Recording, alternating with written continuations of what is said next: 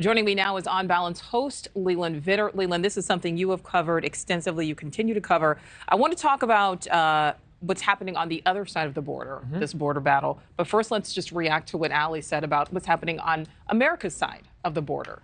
They go hand in hand, right? If you have armies, effectively, these cartel armies controlling northern Mexico and narco states, their customers are in the United States. There's no way for them to move their goods and their people but through these areas. And it is a mismatched battle, right? Because the United States views the cartels and dealing with the cartels, as Ali has reported, as a law enforcement issue. She's talking to sheriffs and the Texas Department of Public Safety, all extraordinarily brave men and women in uniform who are dedicated to protecting America. But they are in the law enforcement business. The cartels are in the military business. So to try and fight the cartels with law enforcement just doesn't work. And it continues to become more and more a situation where the cartels own more and more property now into the United States. Which is really scary. And speaking of, the U.S. versus Mexico, Mexico's president recently saying that America is in fact more dangerous than Mexico. So we should all move to Mexico then and we'll be safer there. It's nice to know that it's not only American politicians who have problems with the facts. Patently ridiculous. But at the more important point, it shows that the Mexican president is completely unwilling, and you can argue unwilling or unable, to take on the cartels.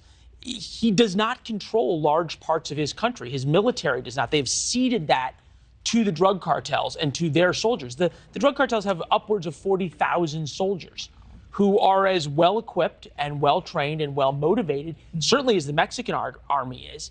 So he has no real choice but to say that. What's interesting, we're going to get into this later on the show, is that the main industry for Mexico, at least for a large part of Mexico, which is tourism, is drying up because of this.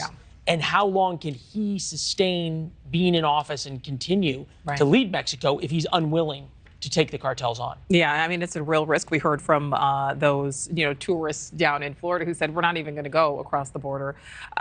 You're talking to Representative Mark Green tonight because there's some important stuff happening. Chairman of the House Homeland Security Committee. They've made a big point about this. You remember a couple of weeks ago, the mother whose two sons had died of fentanyl poisoning. That was at his committee. They're now going to be down on the border for a hearing about the cartels and their control of northern Mexico.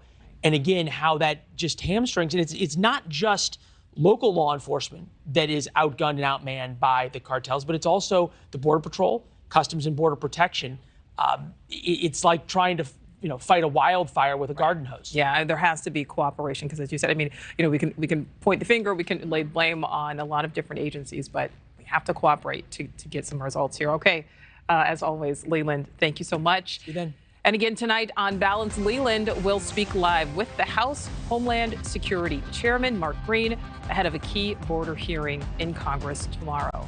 Thank you for watching. Go to newsnationnow.com to find NewsNation on your television provider. And don't forget to click the red subscribe button below to get more of NewsNation's fact-driven, unbiased coverage.